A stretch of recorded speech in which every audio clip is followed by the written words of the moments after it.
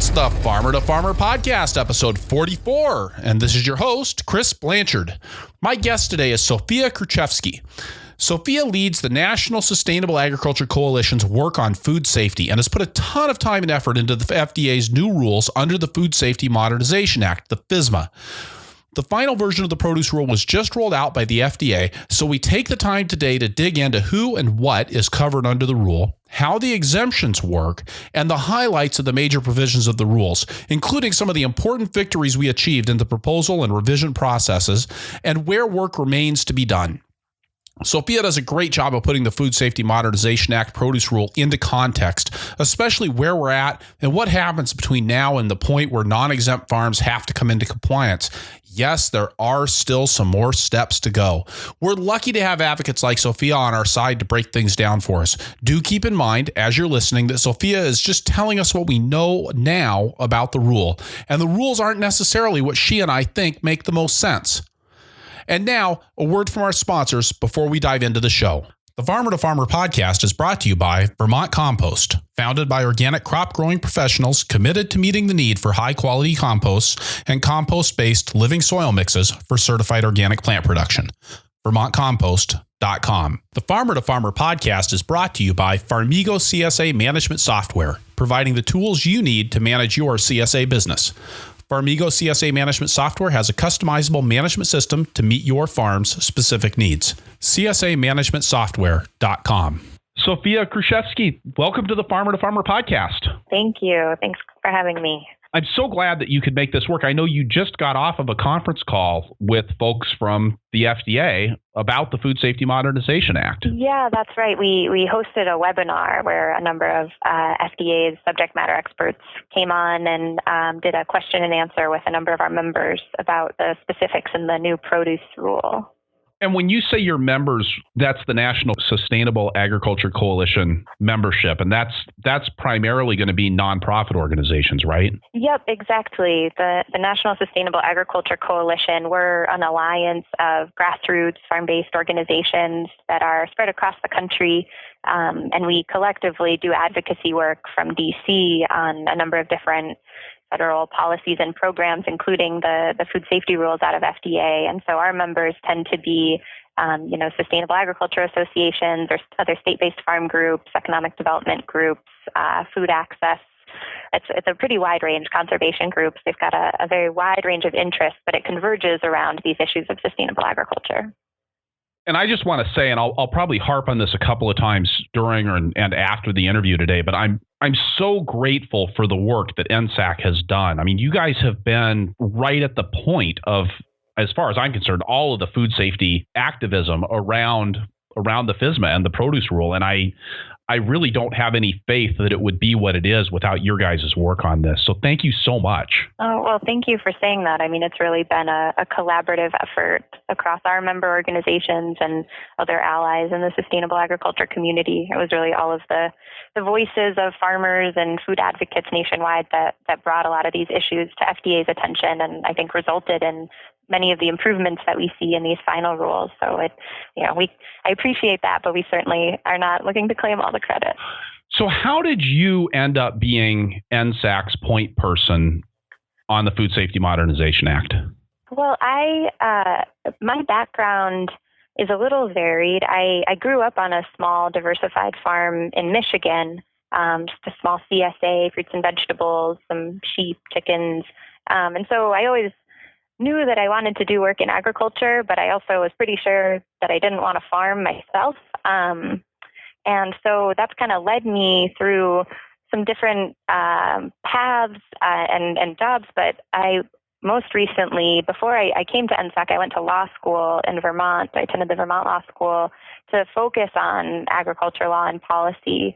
That's really where I found my skills and interests aligned best. And so I've been with NSAC for a few years now, and when I came on, my interest is really in administrative law, regulations, trying to read them and interpret them for audiences, that they impact. A lot of times you spend your time looking at regulatory text and it's just mind-numbing. And I'm one of those strange people that actually kind of enjoys it. And so what I really love to do is look at these rules and requirements and make sense of them for folks on the ground. And so when we were involved in the FSMA rulemaking, I came on after the law had already been passed and the rulemaking was sort of underway. It was a good fit for me to continue this work in advocating for better rules. I'm really glad that somebody is doing the work of wading through these, because it really isn't easy when you dig in. So let's go ahead and dig in then. I thought a good place to start might be just to talk about what exactly is covered by this rule. What produce does the Food Safety Modernization Act produce rule actually cover? Right. So the produce rule, the definition of produce is pretty broad. So what's important about these rules, the produce rule being one of them, is that the way you determine who's covered and what you have to do is based on these definitions, but they aren't always the same definitions that you might think of as sort of a natural definition. It's FDA's definition, and that's what matters in these instances. And so FDA's definition of produce is really broad to include, any fruit and vegetable. It includes mushrooms. It includes sprouts, peanuts, tree nuts, herbs. It doesn't include food grains. And so, things like barley, sorghum, oats, rye.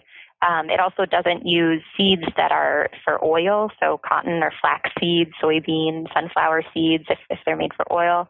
So produce is really broad, but the rule only applies to covered produce. And so covered produce is produce that is still in an unprocessed state, it's in its natural state, the way it was grown, and it's usually consumed raw. And so FDA has gone through and analyzed, data on human consumption patterns and things like that to come up with a list of produce that they consider to be usually consumed raw. And that's a non-exhaustive list, but they have laid out a number of produce that fall within it, almonds, apricots, apples, artichokes, avocados, bananas, Brussels sprouts, grapefruit. I'm just moving through this pretty long list that you can find in the rule. And then they also have an exhaustive list, so a limited list of produce that's rarely consumed raw. And so if all you're growing, or if you're growing a mix, but if what you're growing is rarely consumed raw, then the rule doesn't apply. And that's an exhaustive list, so it's limited to I'm not going to read off all of them, but asparagus, the number of beans, black beans, great northern beans, kidney beans, potatoes are on there, pumpkins, other winter squash, sweet potatoes, pecans, peanuts, ginger, figs, eggplants. So some are things that, people just can't really process if they were to eat it raw, like coffee beans, although, right. So, or potatoes. For all of my listeners that are growing coffee beans, you're in the clear. Right. Yeah. But there are some interesting ones on there that, for some of us, maybe we kind of do a double take. For example, beets are on the list of rarely consumed raw. Figs are on the list of rarely consumed raw. Cashews, so some of these things may be widespread. They're not, or they're rarely consumed raw, but I think, some people do eat them raw.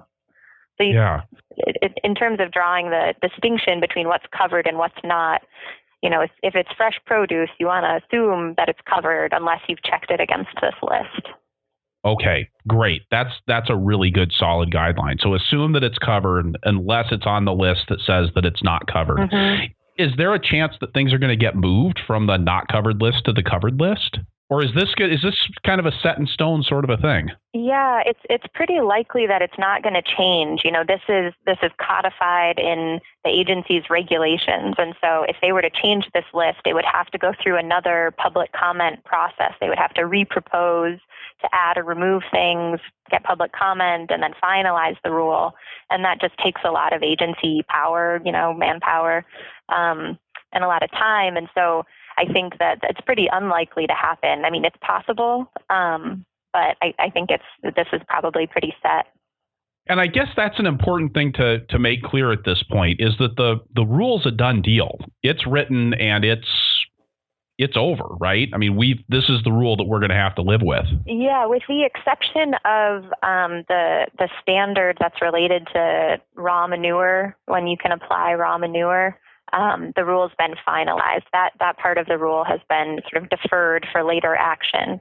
So otherwise, the rule is final, though it's important to note that much of the detail about how exactly you do what the rule requires, that tends to come out through what are called guidance documents. And so these are documents that FDA develops, usually with stakeholder industry input, that gives a clearer idea of, when they say your water must be of adequate quality for its intended purpose, you know what that actually means and how to do that on your farm.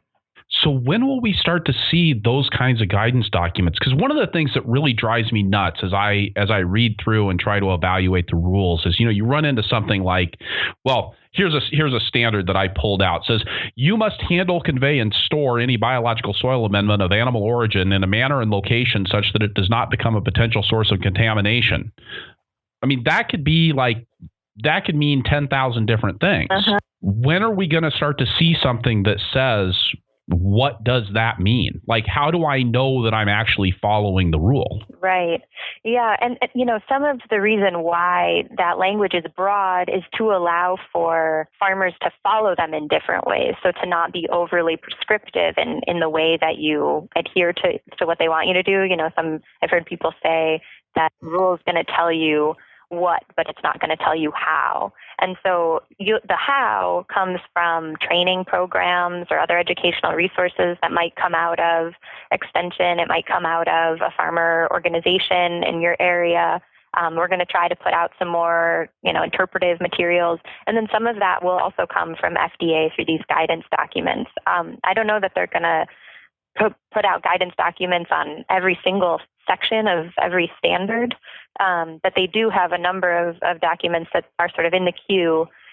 They have to do a small entity compliance guide, which explains particularly for small businesses how to comply with the rules. They've said that they're going to put out something specific to the water standard, and that'll probably be one of the first ones that comes out, or one of the early ones. They're also going to put out a guidance that explains their definition of farm. So for the other main rule that we've been focused on, the preventive controls rule for human food, or the facilities rule, farms will know when that rule applies to them based on their specific operation. I think we've hit on, for people who maybe aren't as familiar with the rule as you and I are, Sophia, a couple of really key spots here. So we're going to kind of have to circle around to all of this stuff, but there's the facilities rule, and I want to talk about what are the differences between the facilities rule and the produce rule, and when that facilities rule actually kicks in. Mm-hmm. And then there's this idea that there are kind of these 5 major provisions of the rule, and that's this idea that they've sort of broken this out, I guess, into 5 different areas of food safety. So worker training and health and hygiene, domesticated and wild animals, equipment, tools, and buildings, water, biological soil amendments. So we got kind of those 5 sections that I want to touch on. And then there's also just this issue of different sized operations are affected by this rule in different ways. So we're going to hit all of that during the next hour or so here. But let's talk first about when the facilities rule kicks in, and what's the difference between the facilities rule and the produce rule. So the facilities rule is going into effect, or I believe it just has. It was published in September of this year, and then it takes 60 days for it to go into effect. And then that rule applies to food facilities, so any place that is manufacturing, processing, packing, or holding food.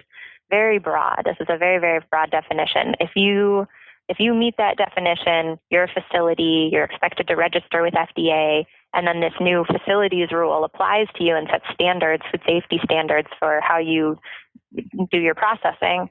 Now, it's a really broad definition, but then there are all of these exemptions that follow from it, and sort of generally, farms are exempt from this requirement to register as a facility. Even though I'm packing produce in my packing shed, that doesn't turn it into a facility because I'm a farm. Right. So farms that are packing produce or other types of raw agricultural commodities, they are exempt from, they're not considered facilities as long as you meet FDA's definition of farm. So this is, again, another example where your definition of farm and FDA's definition of farm may not totally align.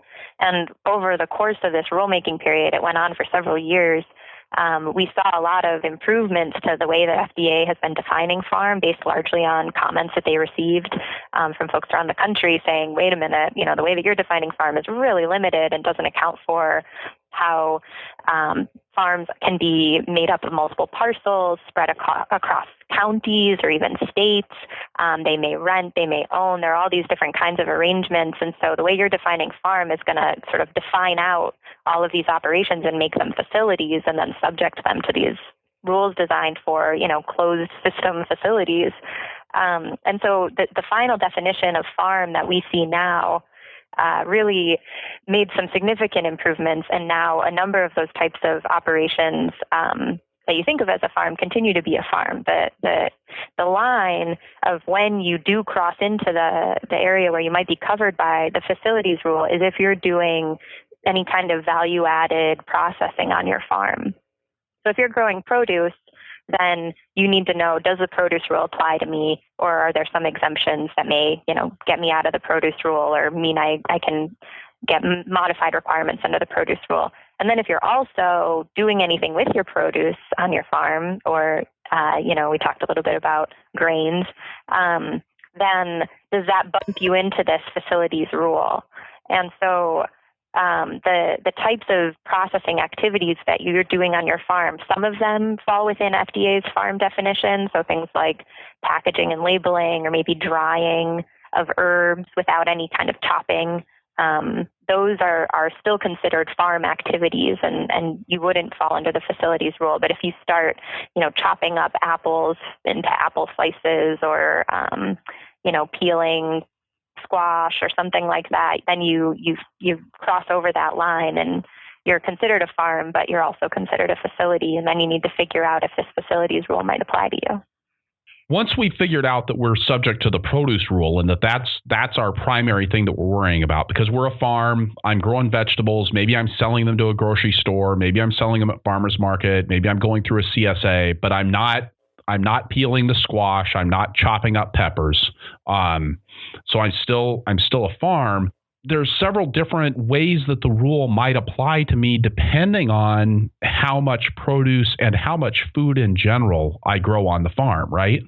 Yep. So the way the produce rule applies is first based on the amount of sales that you have from produce. So the rule only applies to farms that are grossing more than $25,000 a year in produce sales, and that's averaged across a 3-year, sort of a rolling 3-year period. So if you look at your past 3 years of sales and you average them, and if that annual amount, again, this is gross sales, if that's $25,000 or less, then you're completely exempt from the rule. That's sometimes called the de minimis exemption. So the amount of produce that you're putting into the stream of commerce is small enough that you can kind of slip under the radar. So that's kind of the first category. Also, if you're only growing your produce for, your own on-farm consumption, it's not actually going out for sale into commerce, you're not covered. If it's destined for commercial processing, so if you sell everything that you're growing to somebody else who processes it with a kill step, so they're going to make tomato sauce and can it out of your tomatoes, then you wouldn't have to worry about the produce rule applying to your tomatoes. But there are some assurances and disclosures that would need to be made. So you would have to keep some records to kind of justify your exemption. For example, a record that justified your exemption would be your sales records or something that says everything that I grew, I sold to this tomato processor and they intended to turn it into tomato sauce. Yeah, and you have to disclose to your buyer that you haven't processed your food. And then you have to receive from your buyer written assurances that they're going to be processing the tomatoes, for example, in a way that adequately reduces the presence of microorganisms of public health significance. So you have to, there has to be kind of that two-way assurance, and then you retain those records. So if I'm selling less than $25,000 worth of, is it produce or is it covered produce? It's all produce. It's all produce. Mm-hmm. So if I'm selling under $25,000 of fruits and vegetables, I don't have to follow any of the rules at all? Or, does that mean that I can go out and put raw manure on my field the day before I harvest my vegetables and I'll be okay? So you aren't held to these specific standards, but you are still held to general requirements that you not put adulterated food into the food supply. That's sort of an overarching requirement that applies regardless of whether or not these specific requirements apply to you. If you're putting adulterated food into the food supply, then FDA would have a recourse. They would find, if they found out it was you, they'd have a way to come after you.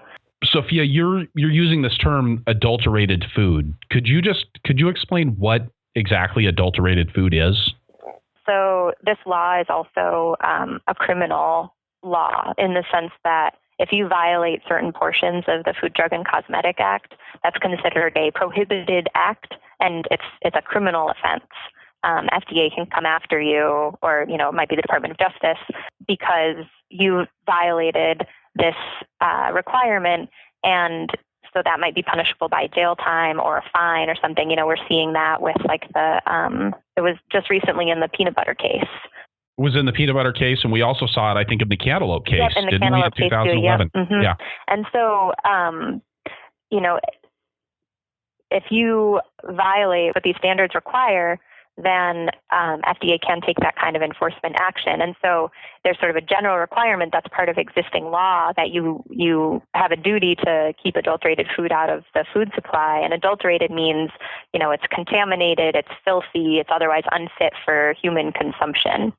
And so that's where that adulteration comes in. And so it's a word that's sort of strewn throughout the rule to just kind of as a reminder that, just because you're exempt doesn't mean you don't have any duty at all under the rule or under existing law. There's also the reality that some growers who may not be fully covered by these rules, their buyers may still be requiring them to show some sort of compliance with some sort of food safety standard, whether that's like going through USDA gaps or some other kind of market certification program. So even if FDA isn't requiring something of you, your buyers might. That's interesting. So the buyers don't have an obligation under the FDA right now to ensure that their producers are actually following the rules. So a food co-op or a grocery store could buy from an exempt grower. Mm-hmm. That's an okay thing for them to do. Sure. Yeah, definitely. Just because you're exempt from the rule doesn't mean that anyone should assume that you're not following food safety practices on your farm or you're somehow, they shouldn't be able to assume that you're putting adulterated food in the food supply, for example, just because you're exempt from the rule. It sort of depends on what the supplier's doing, whether they have an obligation under FSMA to require something of you. And so there is some language in the facilities rule that directs facilities that are buying from farmers or other suppliers to verify that their suppliers are conforming with whatever food safety standards they might have to. And so in the case of an exempt farm, if a buyer wanted to buy from an exempt farm, what the facilities rule would require is just that the exempt farm provide some assurances to the buyer that, I'm exempt, but I, hereby certify that that I acknowledge that, I can't put adulterated food into the food stream, something like that. So there are sort of some of those protections built in so that buyers don't sort of undo the exemptions or the qualified exemptions that farms might be eligible for that were written into, the statutory language of FSMA. But, buyers can still, it's a free market in that sense. And so buyers may still require more than what the rule says those types of farms have to do. So it's really, that comes down to the personal relationship between the buyer and the farmer.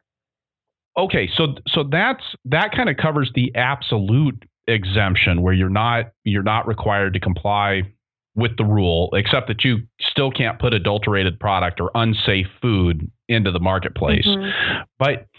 But then there's these other exemptions. This whole, I think it's called the qualified exemptions. Right. Is that right? Mm-hmm. Yep. There's also, so for some farms that exceed the $25,000 sales threshold, you may not necessarily be subject to the full produce safety rule just because you have more than $25,000 in sales. You might be what's considered a qualified exempt farm, or some may also know it as a Tester-Hagen exempt farm. That name comes from the senators that got this protection for farms that are doing direct sales or local sales. Senator John Tester from Montana and former Senator Kay Hagan from North Carolina. And so that language in FSMA established alternative requirements or modified requirements for farmers that are primarily selling into local markets.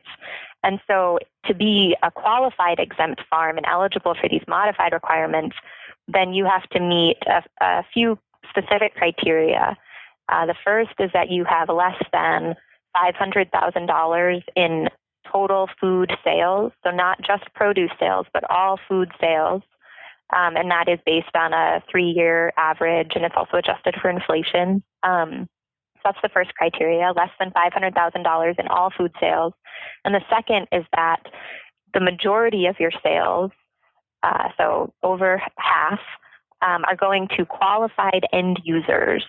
And those are defined as an individual consumer or a restaurant or other retail food establishment like a grocery store that's located either in your state or within 275 miles from your farm. So if those two criteria are met, less than $500,000 in sales of all food and majority sold to a qualified end user, direct to a qualified end user, then you are a qualified exempt farm. And qualified exempt farms have to retain records that justify that status, so the sales and the sort of that their end users meet this definition of the qualified end user, and then they have to do some labeling to help with traceability, which involves having, if you're selling, for example, through a farmer's market, that you have your the name of your farm and your location there on a sign where you're selling, or it's on a label on your product. And then that's sort of the extent of it. For a lot of my listeners, then all of the details, all the getting down in the weeds about what exactly the requirements of the Food Safety Modernization Act produce rule simply aren't going to apply to them. So does that mean they don't need to worry about what the produce rule standard for domesticated and wild animals actually is? Well, I don't know if I would quite go there. I would say that it's still really important to know what the rules require, because there is language that says, FDA, if you're a qualified exempt farm, there are circumstances under which FDA could withdraw your qualified exempt status. And in that case, you would have to know what the full requirements are and come into compliance with them unless you're able to regain your qualified exempt status.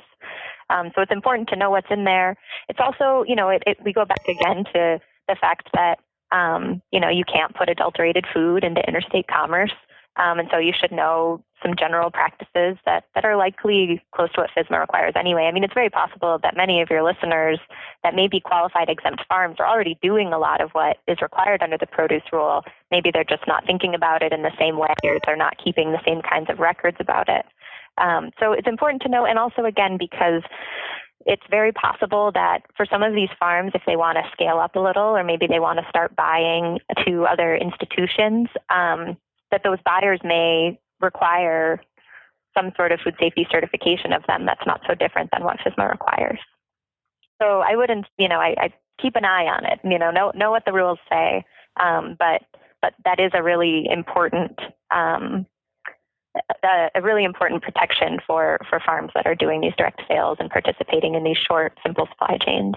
And again, those exemptions basically come down to how much food you're selling and who you're selling it to. So if I'm selling all of my produce to a food hub or a wholesale distributor, and I'm selling more than $25,000 worth of produce in a year, then I'm still going to be subject to the FSMA, even though I'm still a very small scale grower. And even though my food hub is maybe located 30 miles from my farm, I'm still subject to that. That's right.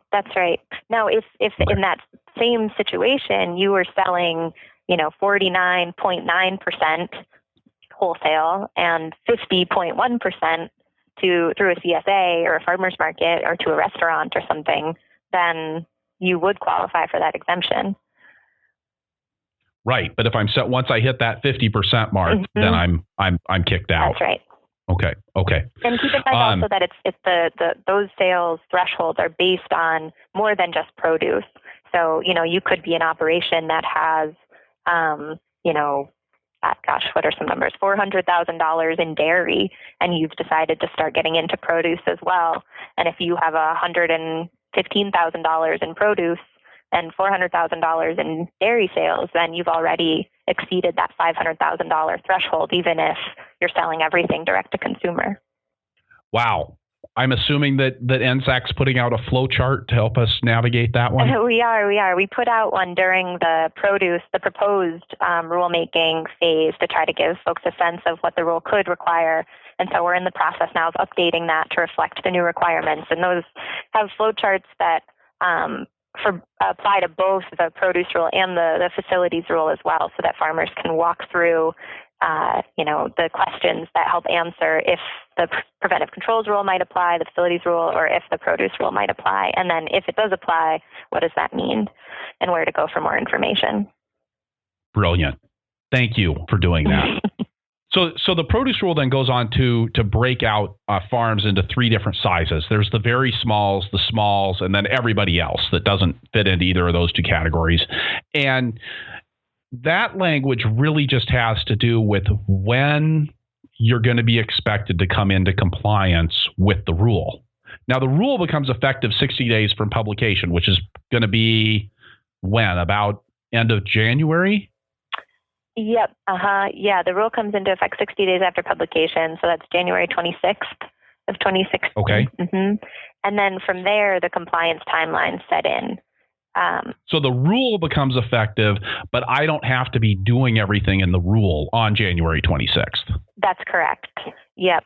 In fact, for all farms, you have at least 2 years from that date, from January 26th, to come into compliance with most of the requirements. And so those are farms that aren't small or very small. Those are the larger operations. You have 2 years. And then if you're considered a small business, you have 3 years from that date. And if you're a very small business, you have 4 years from that date. And what are the numbers for a very small business and a small business in terms of sales?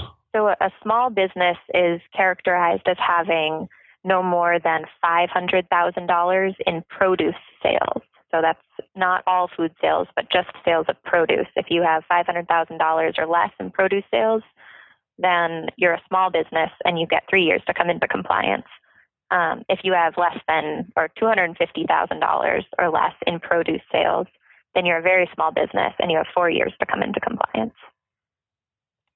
Okay, so there's not a need for anybody to panic at this point, or if you hear something on the podcast and you go, wow, I don't understand what that means. It's not like you have to have it figured out by the end of January. Right, exactly. Yeah, there's time to read it through, to figure out, I always think about it. You first ask the question, does this rule even apply to me? So, go through all of those threshold numbers and figure out, how much you're growing, who you're selling it to, answer that, does this rule apply to me question. And then you can start thinking about, okay, it applies to me. Now what do I need to do? And in the course of these upcoming months, years, I think you'll see a lot of informational, educational material, training, technical assistance, things of that nature come out of, maybe through research institutions or farmer organizations, community-based organizations, extension, and others to help explain in more detail what you're really required to do.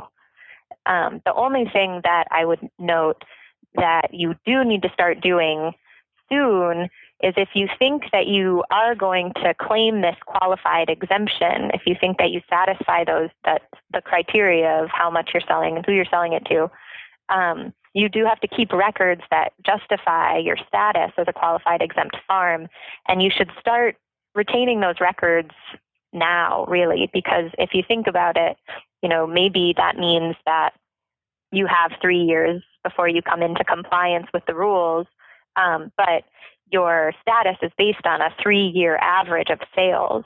And so you want to start collecting or retaining those records of sales now so that by the time the rule comes into effect for you, you'll be able to calculate your sales and be able to justify your status. When you're saying creating and retaining those records, that sounds all very official, but that's really just tracking your sales. Mm-hmm. Who are you selling your product to? So if you've got invoices and a record of your farmers market sales, you've got the information that you need, right? Right, exactly. Yeah, you just need to keep a record of who you're selling it to, how much you're selling, and be able to provide those.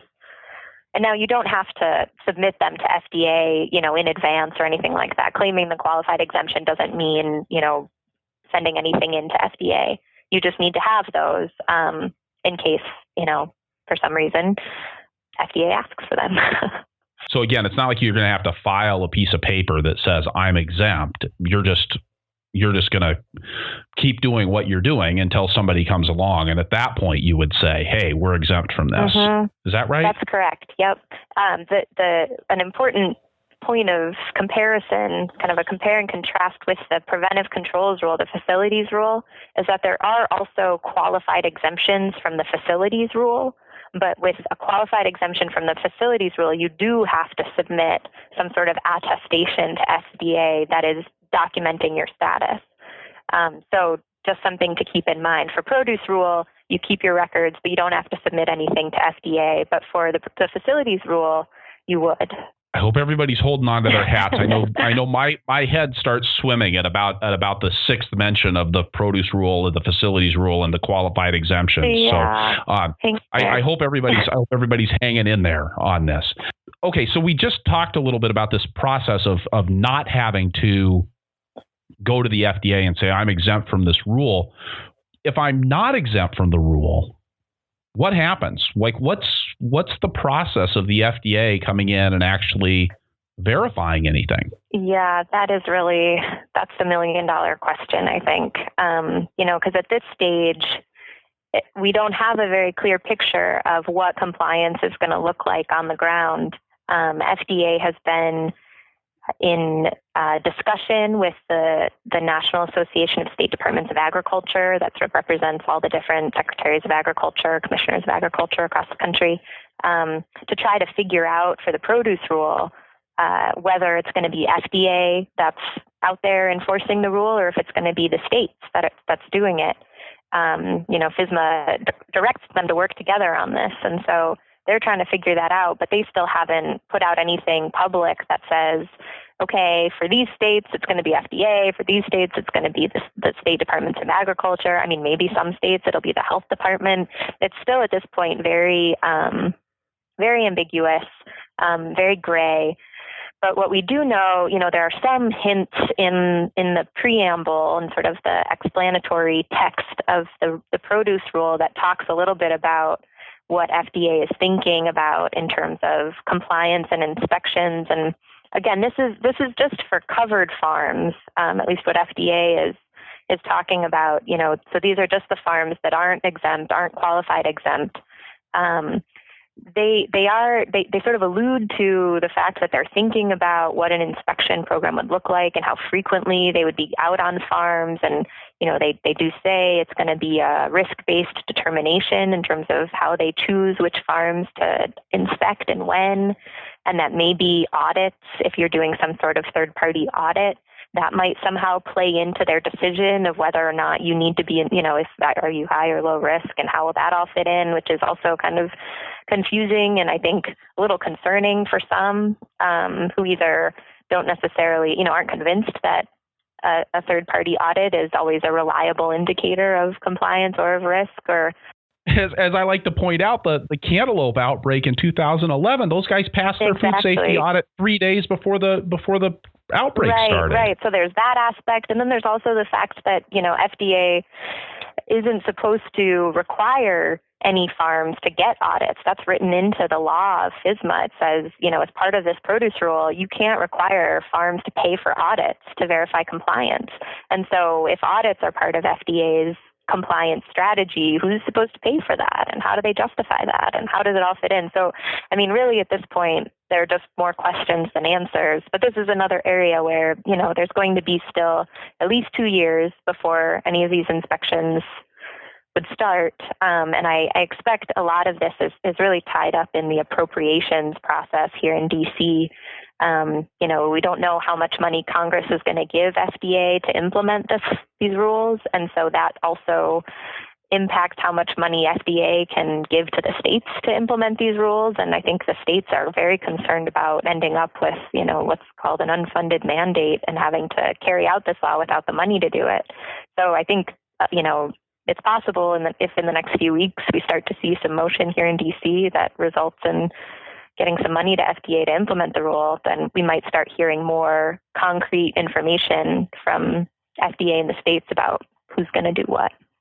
Like I said in the introduction to the show, this is a don't shoot the messenger situation. I mean, I think one of the things that's so frustrating about trying to talk about, for me personally, about trying to talk about the food safety rule and GAPS audits and the produce rule and the FDA is people tend to get really angry at you.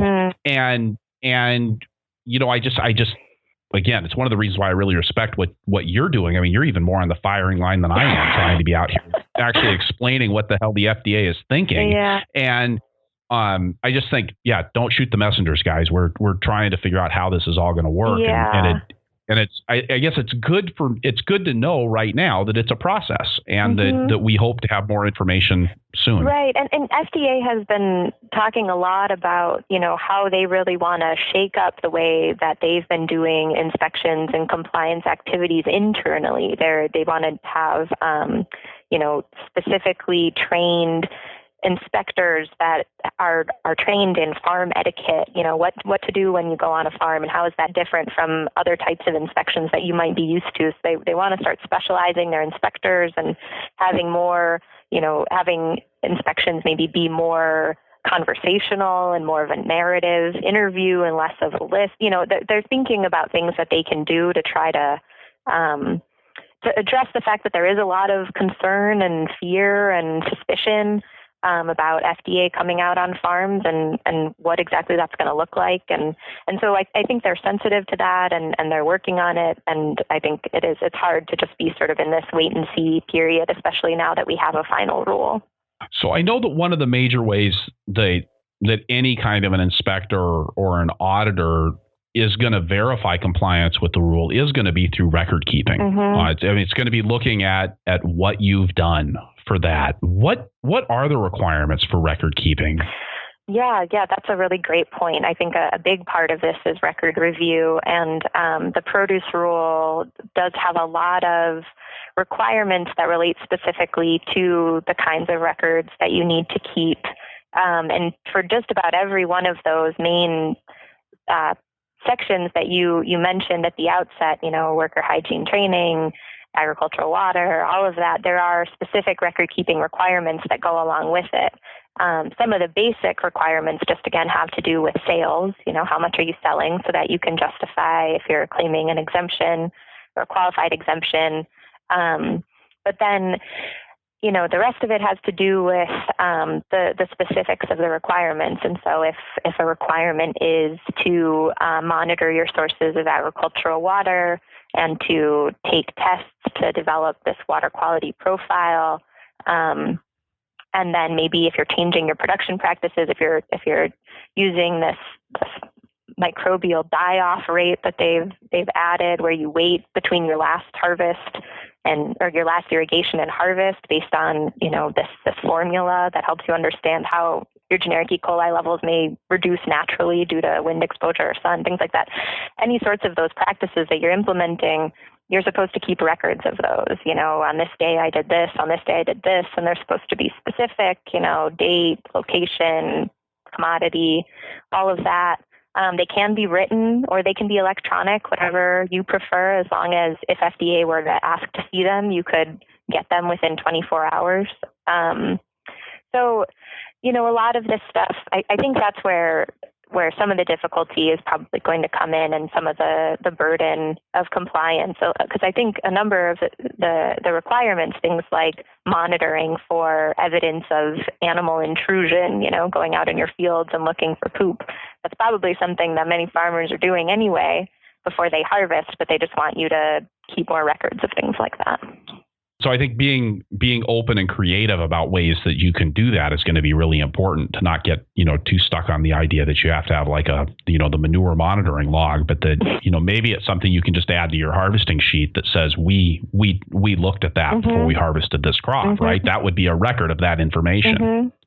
Yeah, that record keeping stuff, that's pretty scary. Especially, and I'm a big write it down guy, but boy, that gets intimidating. And especially when you start to deal with employees, because that's certainly not the reason why my employees came and worked on my organic farm. They didn't come here to be writing stuff down. They were getting a feel for the soil and getting a tan, spending a bunch of time documenting, the presence or absence of this test result on this, on this produce at this time, and putting my initials down was not high on their priority list. Yeah.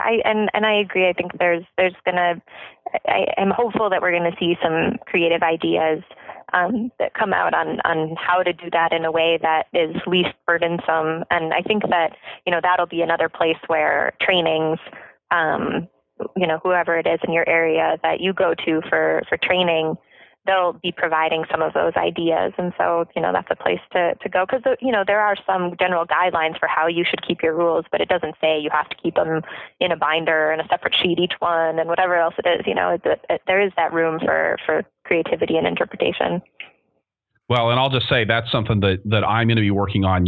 I think a lot of people who are involved with Purple Pitchfork know that I work on record keeping stuff, and we're going to be definitely attacking this one with a vengeance, because I think it's going to be an important place. And I think there's going to be some real opportunities maybe to even leverage the record keeping for food safety into some other areas, to use it as an opportunity to upgrade your organic certification compliance, and maybe to get some additional information too, that can help you run your business better. But that's certainly something that we're going to be taking a deeper dive with here over the next 6 months to a year. Good. So yeah, just it definitely put that little plug in. I think that's terrific. And I think that particularly if you're a certified organic farmer, then you're already somewhat accustomed to some of these records and, just this kind of documentation requirement. And so being able to integrate these two, I think, will be really, really key.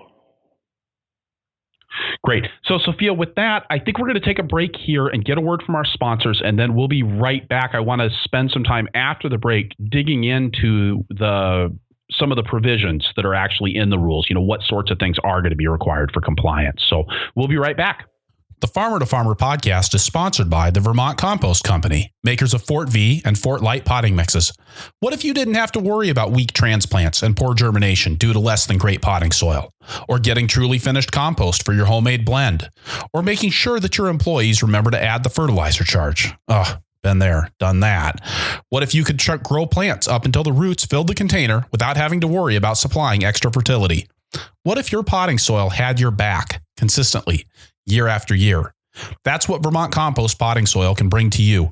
Vermont Compost Fall Pre-Buy program going on now through December 21st can ensure that you enjoy the guaranteed best price, the best shipping options, and receive your soil at a time that works best for you.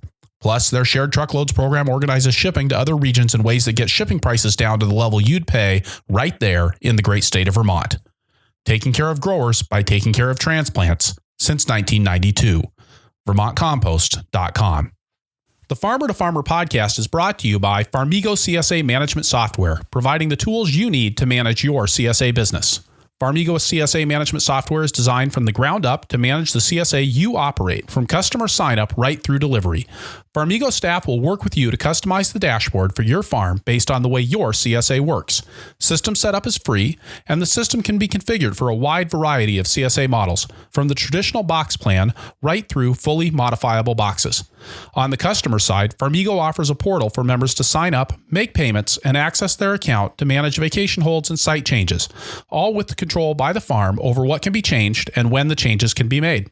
On the farmer side, you can send fully customizable confirmation emails and auto responses and generate reports to help you manage everything from harvest and loading the truck right through delivering the CSA shares. And they offer amazing customer support to you at no charge. They'll even call you if you need help. Learn more at csamanagementsoftware.com.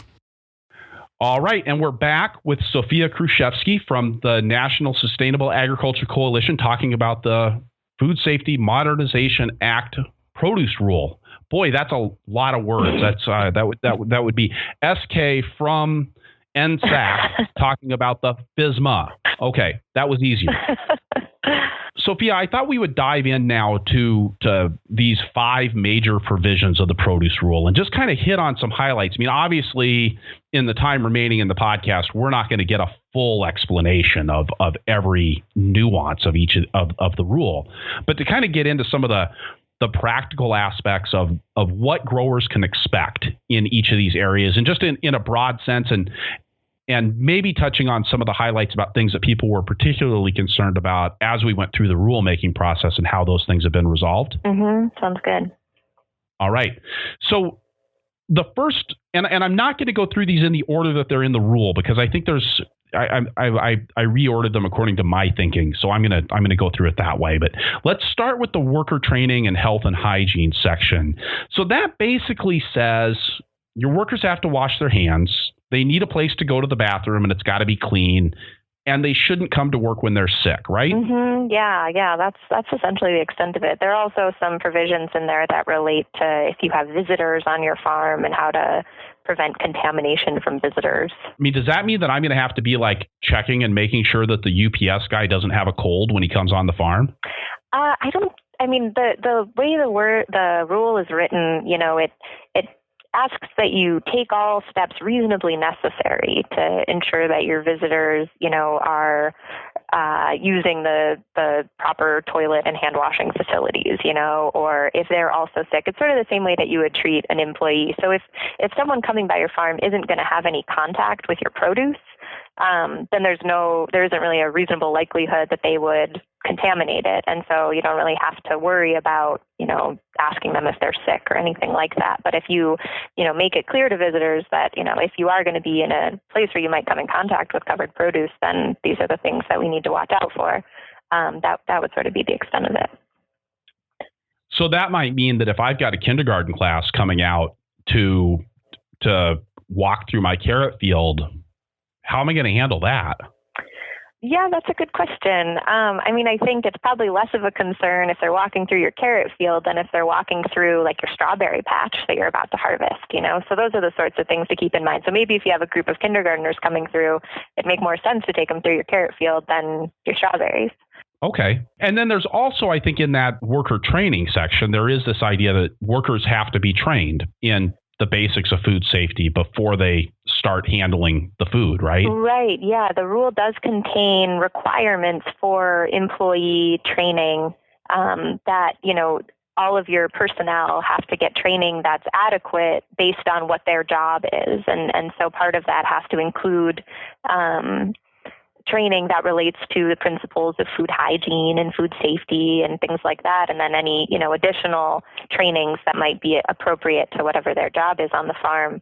And another important training requirement is that you have to have at least one supervisor or other responsible party on your farm that gets trained according to a food safety training program that's at least equivalent to a standardized FDA recognized training. And so, okay, whoa. Can you put that in English? Yeah, right.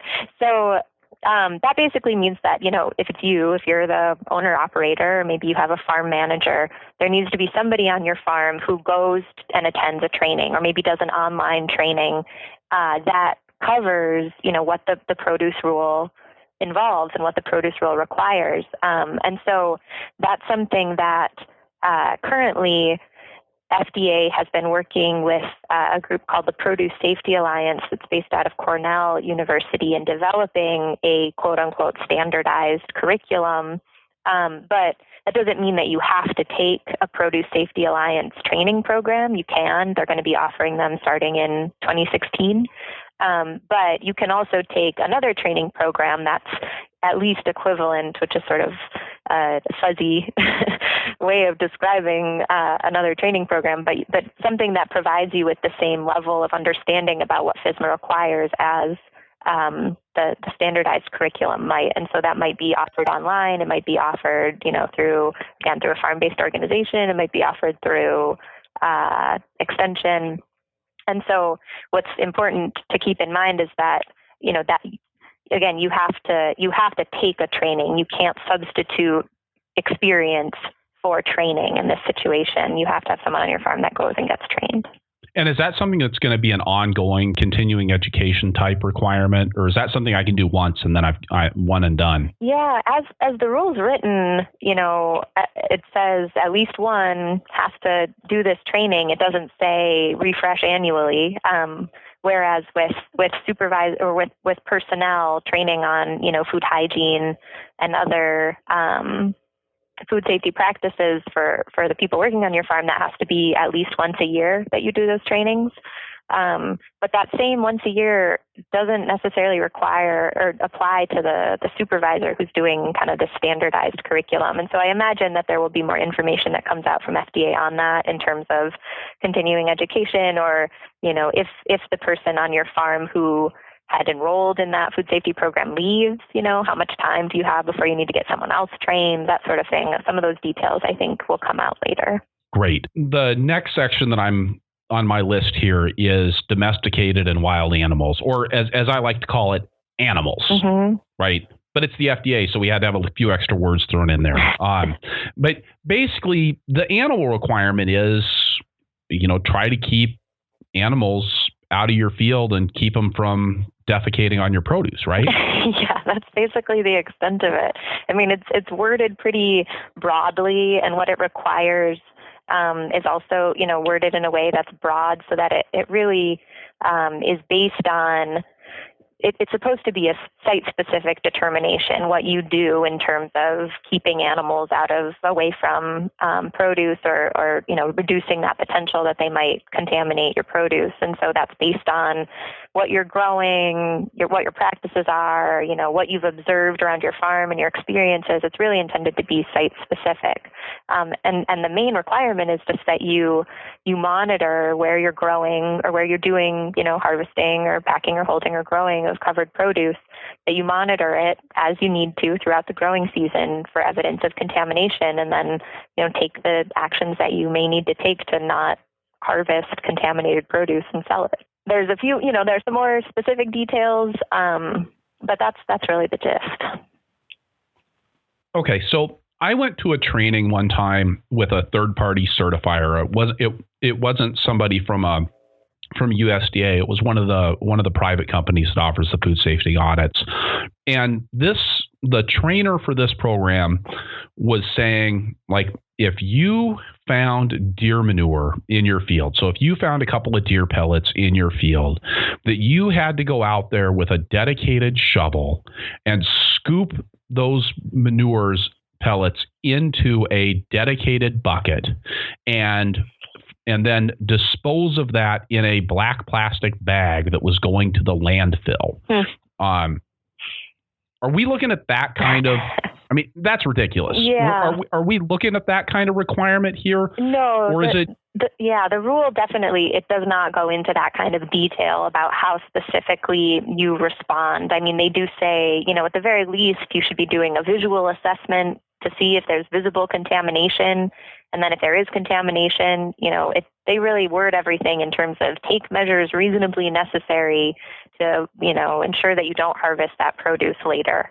They don't say what you have to do with, the poop that you find. And so I think some of that will sort of depend on what kinds of trainings you do and then what sorts of auditors you may have out there. But the rule doesn't have that kind of detail. But yeah, I mean, that's the part that makes me a little bit scared, right. When you talk about that reasonably necessary piece, because I mean, to me, like reasonably necessary might mean don't pick lettuce that the deer actually pooped on. And for somebody else, it might mean, hey, you got to stay 6 feet away from the lettuce that the deer pooped on. And I don't think there's any science out there that says that either one of those approaches is more valid than the other. Yeah, I think this is going to be another area where we're going to be pushing to get more guidance, more explanation on what exactly this means and doesn't mean. I think oftentimes what it doesn't mean can be just as important. And so one piece of this particular part of the rule that's really important is that there is specific language in there that says, nothing in this rule is intended to convey to farmers, or others really that might be out there on the farm, like an auditor or a regulator. Nothing in the rule requires covered farms to take measures to exclude animals from outdoor growing areas, destroy animal habitat, or otherwise clear farm borders around outdoor growing areas or drainages. So they put that in the regulatory language to make it really clear to someone who might be going on a farm to see if the farm's in compliance, so that they don't say, oh, well, you've got this, riparian buffer or something, and that's going to attract animals, and then the animals are going to contaminate your produce. You got to get rid of that. And so they were really clear on that aspect. And so I think that we can get some more clarity in terms of what compliance means for some of these other provisions that might still be a little vague. So then there's a section on equipment, tools, and buildings, which basically says that your equipment, tools, and buildings have to be able to be cleaned and that you have to clean them. What other requirements are in that section? So that's also, those are the basics of that as well. They the tools and equipment you use have to be designed or installed or stored in a way to allow for them to be cleaned and maintained. You have to clean and maintain them as appropriate or frequently as necessary. You do need to be careful if you're using the same equipment for covered and uncovered produce. There's some language in there about, ensure that you prevent against cross-contamination between covered and uncovered produce. They're sort of assuming that you might not be applying the same practices to your not covered produce, like your potatoes, that you would be, your tomatoes. Although, I think for a lot of diversified farms, it's probably more likely that, you're just going to do the same thing for most of your crops. You're not necessarily going to have a whole separate set of practices that you apply to one that you don't apply to the other. But, just making sure that if you're using a shovel for manure, that if you're going to use it for some other purpose, that means it might come close to produce, then, you want to make sure you're cleaning and sanitizing if that's appropriate to your operation. Is this going to mean that the wooden barrel washers that everybody's using for crops like carrots are not going to be allowed anymore? Yeah, that's a good question, and one that just came up today, actually, in this question and answer session we had with FDA, and their response to that was that, we don't intend for the rule to mean that farmers stop using wooden surfaces for different purposes, whether that's the wooden bins or other purposes. You have to use your judgment and determine whether, you can still adequately clean the wood so that it's clean enough for, it doesn't harbor pathogens or other things that might cause it to contaminate the water or contaminate produce. So they made that pretty clear that they're not prohibiting the use of wood or wood surfaces, but that you do need to monitor them to make sure that they're still essentially that they don't become so rough or so grooved or something that they might not be able to be cleaned. Okay.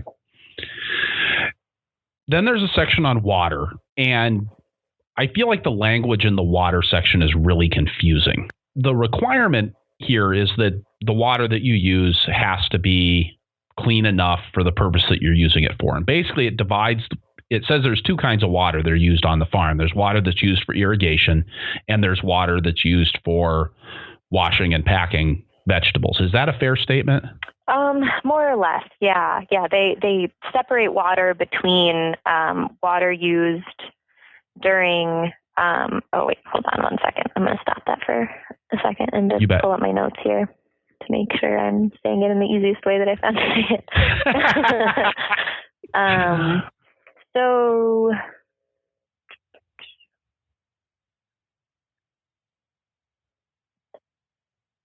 Yeah, I would say that that's a fair way to break it out. It's primarily water used during growing or water used during harvest and other post-harvest activities, including hand washing, and then sprout irrigation water also fits into that category. So they break it out by two separate categories in that sense. Okay. And sprouts, just to be clear, they're sprouts. Microgreens aren't sprouts. If you're growing, arugula seedlings and harvesting them at the single leaf stage, as long as you're separating them from the roots and growing them in media, those aren't sprouts, right? That's right. Mm-hmm. Okay. So the water that we use for harvest activities and everything that happens after harvest activities, and of course this would include the water that you use for cleaning in the packing shed, or the water that you're using to wash your hands, has got to be potable water. It's got to meet the drinking water standards. Right. The standard for water for food contact surfaces, hand washing, post-harvest activities or harvest is no detectable generic E. coli for 100 milliliter samples. Okay. The water requirement for irrigation water is a little bit different. Actually, I'll tell you frankly, the water requirement there kind of pisses me off because I don't think it has any scientific basis. It's basically the swimming water standard, right? Yeah.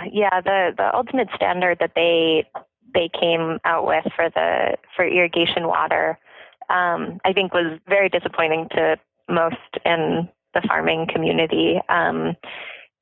They continue to justify its use, and at this point, it's what's in the final rule. There is a lot of language in the rule that allows for alternatives, being able to develop an alternative water quality standard or an alternative testing frequency, but it really puts the burden on the farmer to be able to justify the use of that alternative with scientific data and information. And, if FDA is basically saying this is the best we've got, based on science and other information, it's kind of hard to imagine how the farmer is going to be able to come up with something different. But this is an area where, in addition to the 2, 3, or 4 years that you have to come into compliance with the rest of the rule, you have an extra 2 years to come into compliance with the standards that relate to the use of irrigation water. And so I'm hopeful that kind of in that time, that means for most farms, you get 4 years or 5 years or 6 years to come into compliance with this, these testing requirements, then that'll be time for more research to be done and more information to get out there. And I'm hopeful that more alternatives will be developed, either that are maybe regional specific or otherwise that allow farmers to use some alternatives. Because I agree, this is going to be one of the toughest points of compliance with the rule. So there's also this provision then with irrigation water for a withdrawal period that, if I understand it, basically says like, okay, if you're not going to do a withdrawal period, you've got to test your water and you have to do it with all these kinds of frequencies and you have to, time it this way and blah, blah, blah. But then there's also an alternative that basically says, if you pull the water off of your crops for overhead irrigation X number of days before harvest, then that works too. Well, not exactly. Okay.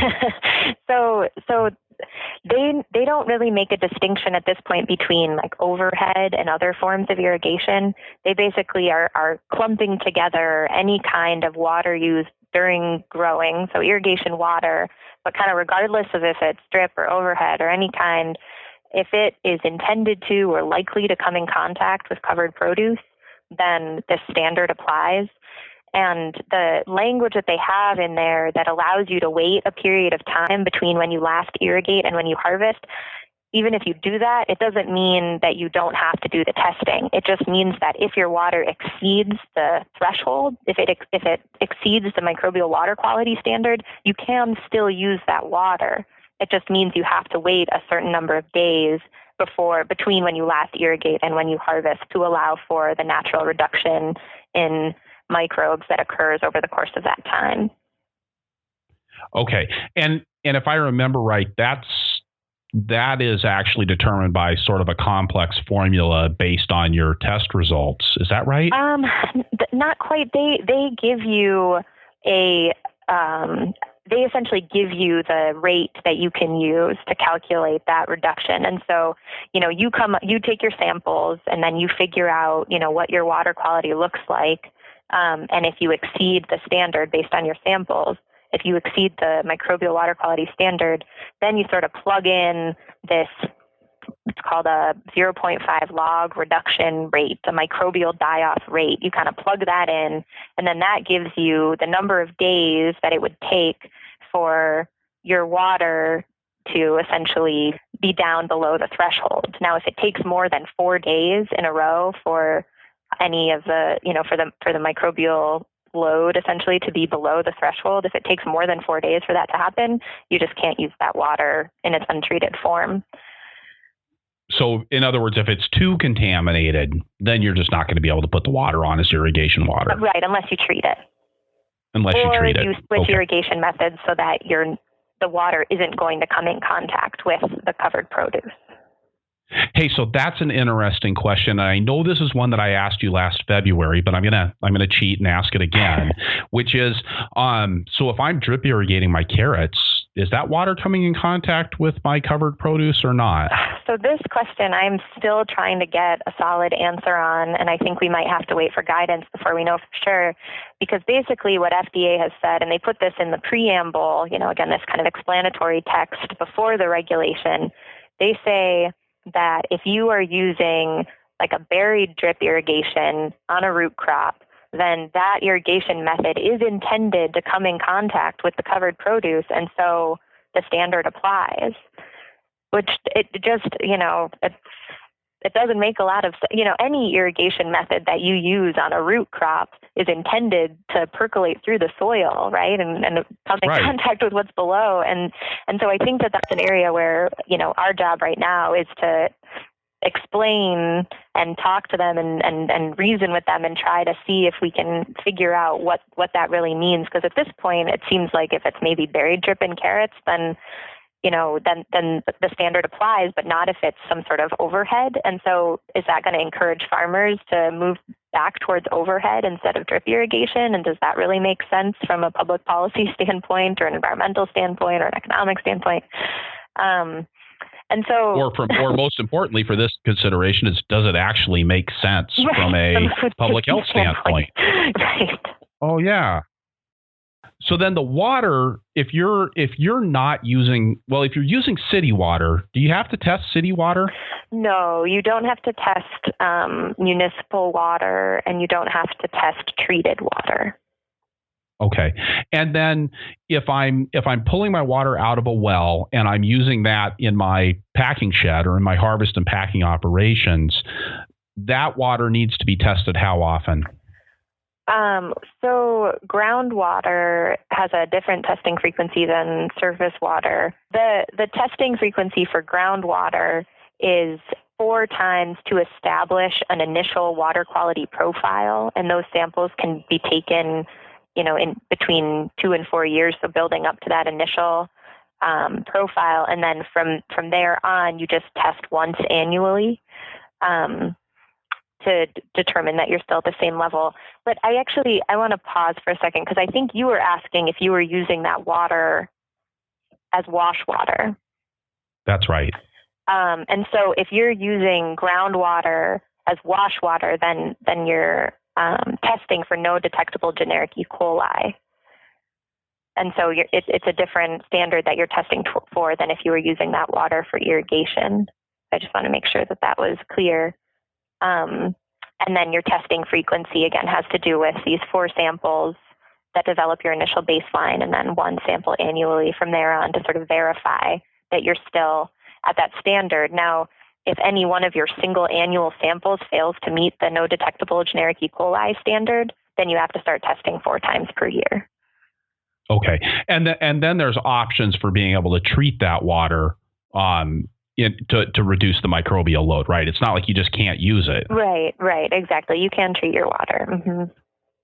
Great. And then the final section of the rule, well, it's not the final section of the rule. The final section that I want to talk about in the rule is the biological soil amendments, which I think it's kind of funny that this is the one that they haven't come up with the rules on yet, because it's like, it seems to me like one of the most obvious places to address food safety is people putting raw manure on their fields. But what's the status of the rules around biological soil amendments? Yeah, so the most of the standards related to biological soil amendments of animal origin, so we're mostly talking about manure, though not only manure, but mostly manure, those are mostly finalized. There was just one section, and a very significant section, that they didn't finalize, which has to do with the appropriate amount of time that you wait between when you apply raw manure to your field and when you can harvest. And so this is an area that in the original proposed rule, they had initially proposed a 9-month waiting period, which, for some growers would mean letting a field lie fallow for a full year before they would be able to plant it in the following year, because that length of time was just longer than the growing season. And it also, there was questions of conflict with the National Organic Program standards. And so this is an area where they really listened and took to heart the comments that they received, and sort of acknowledged that the science wasn't really there to support the standard and that they needed to do more. They needed to do, encourage more science. They needed to do a more robust risk assessment and then come up with a proper standard that reflects the results of that science and risk assessment. And so they've said they're reserving that part of the rule, and they're going to repropose a new application interval sometime in the next 5 to 10 years. And so in the meantime, if you're certified organic, you continue to follow the organic standard requirements. And it would probably be prudent for, other farmers that are also using raw manure to consider what other kinds of good agricultural practices might be out there regarding how long you should wait between the time when you apply raw manure and when you harvest. But for right now, there's no law about that. Right, there's no enforceable standard on that. Mm-hmm. I mean, we're still in this world where organic farmers are the only people who are regulated as far as when they can put raw manure on their fields prior to harvesting fresh produce. Right. Now there is, again, there are those provisions that again say, you can't put adulterated food into commerce, and so if you put food that's contaminated with raw manure into commerce, that's a problem. Or there are also, there's some standards around how to store and move around manure and how to apply, you have to apply it in a manner that it either doesn't come into contact with the produce or minimizes the likelihood of contact after application. So there's some language around there, but ultimately there's no enforceable time period for untreated manure, which is, I think kind of mind-boggling for many. And, especially because of this issue with the water standard, if FDA could go and do the research and the risk assessment to develop an appropriate standard for raw manure, why couldn't they do the same thing for water? Instead, we're stuck with the EPA water quality standard, or the recreational water quality standard, which, as we talked about, is really an ill-fitting standard for farms. So as the FDA is going through the process of developing these guidance documents, is there room for people to have influence over that process still? I mean, it seems like so often, and we talked about this with the drip irrigation, I mean, it doesn't seem like people are, like, there's any reasonable, rational thinking going on with this from people who actually understand the way that water moves through the soil, Yeah. Is there a role for us to still play as farmers and activists, or is this all going to be happening in wherever it is that they make policy? I want to make some disparaging comment there, but I'm not going to. Yeah, definitely. I think, there are a number of different areas where it'll be really important for farmers and advocates to stay engaged. And one is in the development of these guidance documents. Typically, the process that FDA uses to put out these documents is that they first come out as drafts available for public comment. And so that gives us another chance to weigh in on the specifics about how these rules are supposed to be implemented. And so that'll be a really important area where we really need that technical expertise and that experience of farmers to be able to provide FDA with some realistic scenarios of what makes sense and what doesn't and what should be different. So that's one area. And then, I think another is that FDA has left open this door for alternatives, particularly on the issue of water, and that's something where, being able to support research or maybe participate in on-farm research projects through like the FAIR program or other grant programs to come up with alternatives that work and make more sense in your particular region or state or based on what you're growing. I think there's a really strong role for farmers and for researchers and others to get those grants and do that research and get that information out there, sharing information about what kinds of practices work and don't work. And then, training is another area. And I think that farmer to farmer or peer training programs are a really good way to share best practices and other ideas about how to deal with these rules. So I think there's definitely a role. And we're going to be putting out information whenever there are opportunities to weigh in on issues or apply for grants. That's the resource that we like to provide. And so we'll continue to put out information on that as opportunities arise. Great. And if people want to stay engaged in that process and make sure that they're being kept abreast of those kinds of opportunities, what's the best way to do that? Well, I guess I would put in a plug for signing up for our action alerts or our weekly roundup. We, regularly put out information through our website, and you can sign up for food safety specific alerts if that's what your major interest is, and you can do that through our website, which is sustainableagriculture.net. And then, there are also, if you're not already part of your local farmer association or sustainable ag group in your area, consider joining, because those are other groups that are going to be doing a lot, I think, to put out education and informational materials and other outreach as the rules are implemented. Great.